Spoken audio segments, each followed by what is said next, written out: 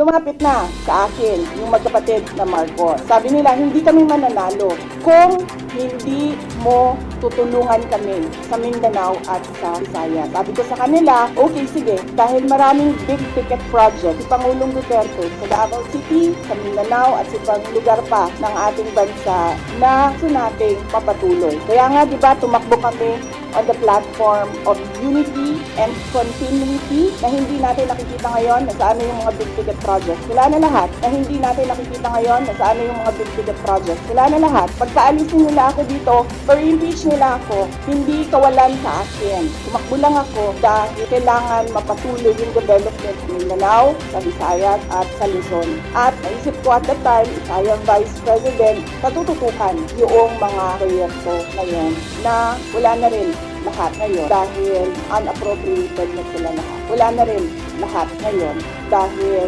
unappropriated na sila lahat. I do not regret running for Vice President kasi imagine niyo kung ako mayor ngayon at hinahabol-habol nila ako dahil alam nilang pwedeng tumakbo ito sa 2028. Hahabulin nila ako. Alam niyo, kahit matanggal nila ako as Vice President, hahabulin nila ako until the day na maupo na sa 2028. Ano ba sinabi nila? Huwag kami matakot. Hindi kami takot. Hindi kami takot. Sumasagot lang kami sa kanilang mga atake.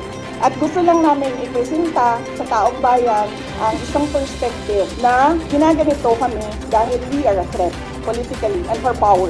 Kung hindi man ako tumakbong Vice President, mayor ako, hahabulin pa rin ako eh. Mayor ako, hahabulin pa rin ako eh. 9 years old pa lang ako, mayor na ang father ko. So from 9 years old until today, wala akong ibang universe kundi pag-aaral nung ako'y nag-aaral pa and politika nung natapos na ako nag-aral. Wala akong problema maghiwalay tayo sa politika. Diba? Kasi hindi naman talaga natin ma-define kung saan tayo bukas sa politics. Eh, hindi natin alam kung saan tayo papupunta bukas. Wala akong problema. Maghiwalay tayo lahat. Diyan kayo lahat. Dito ako mag-isa. Pwede naman tayo maghiwalay sa politika eh. Huwag lang maging bastos. Thank you. Pwede naman tayo maghiwalay sa politika eh. Huwag lang maging bastos. Thank you.